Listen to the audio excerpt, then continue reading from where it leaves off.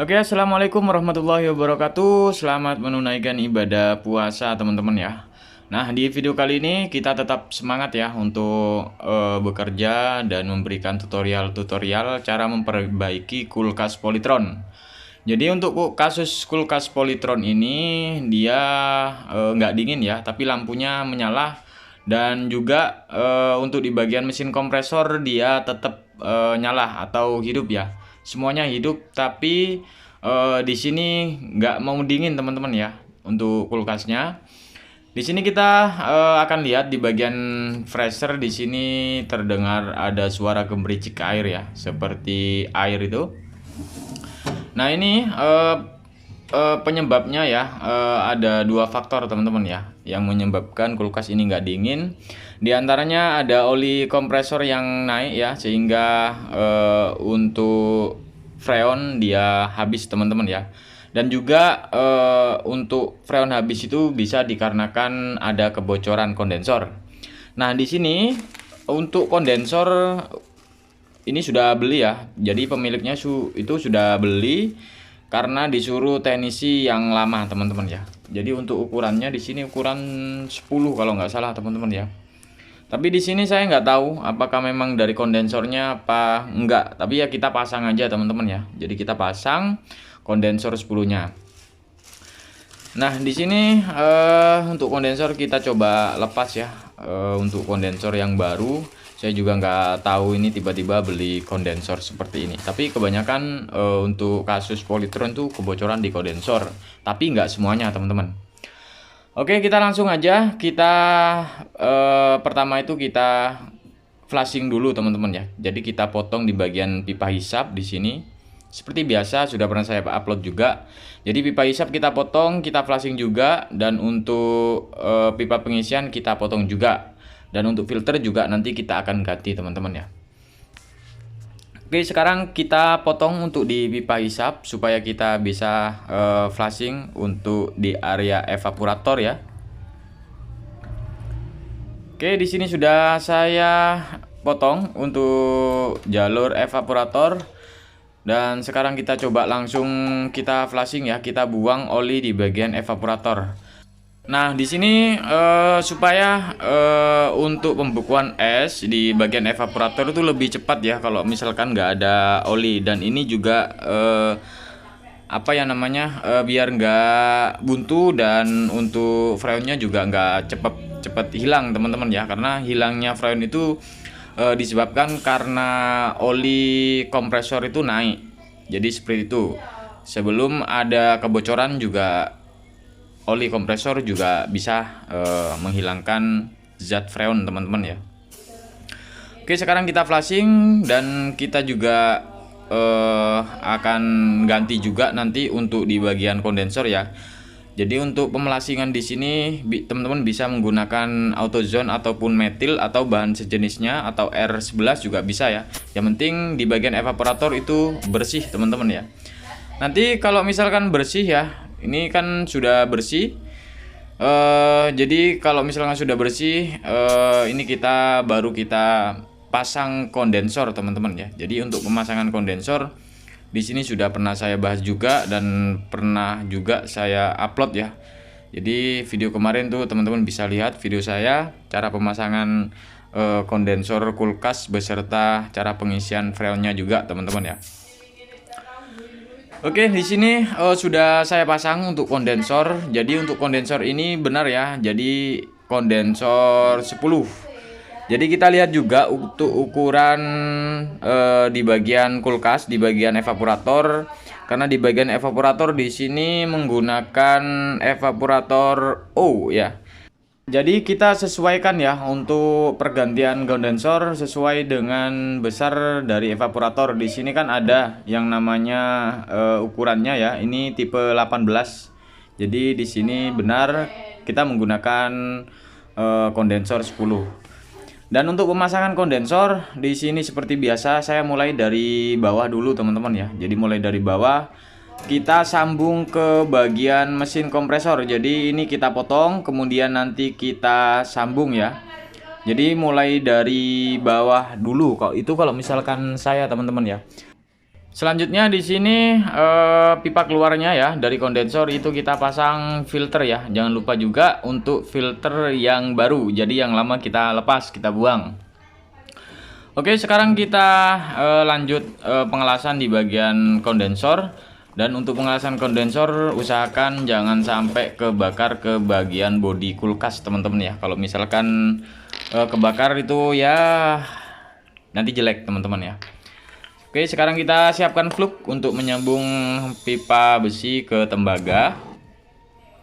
Dan untuk apinya jangan terlalu besar. Kalau misalkan teman-teman khawatir, teman-teman bisa menggunakan tameng ya, tameng apa itu besi. Nah, untuk caranya usahakan kita panaskan dulu ya, kita panaskan baru kita oleskan ya. Nanti hasilnya itu cukup bagus karena fluk ini nggak harus banyak ya, cukup sedikit aja udah rekat banget teman-teman ya. Oke, oke di sini sudah hampir selesai teman-teman ya. Nah di sini sudah selesai ya, dan kita coba akan lihat hasilnya seperti apa ya teman-teman ya. Dan usahakan jangan sampai bocor gitu aja sih teman-teman ya. Nah ini hasilnya kalau menggunakan fluk ya. Nah ini kita pasang filter yang baru teman-teman ya. Oke, sekarang kita coba pasang filter yang baru dulu. Nah di sini sudah saya pasang untuk filter yang baru, dan juga di sini usahakan nggak ada yang bocor ya. Nanti kalau misalkan bocor ya percuma kita isi freon, nanti bakalan habis kembali. Dan untuk pengisian di sini seperti biasa saya menggunakan pipa kapiler. Dan untuk pemakuman di sini saya sudah siapkan untuk pipa kapiler sepanjang 5 ya, 5 cm. Di sini kita coba tutup dulu. Nah ini nggak ada ya, nggak ada yang bocor ya, ini nggak ada yang bocor. Di sini nggak ada yang buntu ya. Oke, sekarang kita langsung aja kita las ya. Kita las di bagian pipa hisap. Di sini sudah saya las, dan lanjut kita ke pemakuman. Jadi untuk pemakuman di sini seperti biasa saya tidak menggunakan alat vakum tambahan, jadi saya menggunakan mesin kompresor bawaan. Ini proses sudah jalan untuk pemakuman ya. Nah ini kita tutup, dan ini ya di bagian pipa kapiler di sini sudah pernah saya bahas juga ya. Jadi kalau misalkan udah nggak ada angin ya kita tutup. Teman-teman bisa gunakan metil ya, sedikit aja. Oke, kita tunggu. Ini sudah saya tunggu sekitar 10 menit. Ini udah nggak ada ya. Ini baru kita langsung las, kita tutup, kemudian kita las, baru kita isi freon ya teman-teman ya. Dan ini teknik saya untuk memperbaiki kulkas. Teman-teman bisa ikuti atau mengikuti tutorial yang lainnya juga, karena di sini kita sama-sama belajar teman-teman ya. Oke, di sini sudah selesai, baru kita las. Nah di sini sudah saya las, kemudian baru kita lanjut ke pengisian freon. Kalau saya untuk pengisian freon itu dalam posisi mati ya. Jadi posisi mati saya isi ya. Dalam keadaan ini saya isi, kemudian saya tunggu sampai 70, 80 ya terserah lah. Intinya di atas 50 aja. Nah ini kita tunggu sampai benar-benar full dulu ya. Nah ini kita tunggu, baru nanti kita nyalakan kalau misalkan sudah full ya. Oke, di sini sudah saya tunggu, dan kita coba tutup ya. Kita coba tutup dan kita nyalakan untuk kulkasnya ini teman-teman ya. Nah ini biar kita cepet ya teman-teman ya. Nah ini ya, ini sudah jalan. Jadi untuk kulkasnya di sini sudah jalan, dan untuk di bagian filter sudah terasa hangat, dan juga di bagian kondensor di sini sudah panas teman-teman ya, karena sudah kemasukan freon. Dan untuk di bagian kondensor di sini sudah mulai panas, sudah mulai merata. Kemudian kita coba tambahkan kembali ya untuk tekanan freonnya, karena di sini masih 3 psi. Jadi di sini saya mentok sampai 15 psi teman-teman ya. Jadi saya kurang paham juga kalau misalkan teman-teman sampai 20 PSI, karena di sini saya menggunakan 15 PSI. Oke, setelah saya isi di sini semuanya sudah panas ya. Kemudian kita tambahkan lagi sedikit sampai 15 PSI, kemudian nanti kita berhenti di 15 PSI. Karena semakin dingin tuh semakin turun nanti, teman-teman. Oke, di sini sudah sekitar berapa ini? Ini gelap banget, teman-teman ya. Nah, ini sekitar 13 sampai 14 ya. Ini untuk filter sudah mulai hangat dan panas. Di bagian kondensor juga di sini sudah rata, teman-teman ya. Jadi full panas. Dan nanti kita akan lihat hasilnya seperti apa, teman-teman ya. Ini sudah dingin, sudah bisa teman-teman kita gunakan. Oke, setelah kita pengisian di 15 PSI, di sini kita coba lihat. Jadi di sini sudah ada embun es ya, sudah berjalan. Tinggal kita tunggu aja, dan ini langsung kita bisa pakai, kita bisa buat es batu nih, teman-teman ya.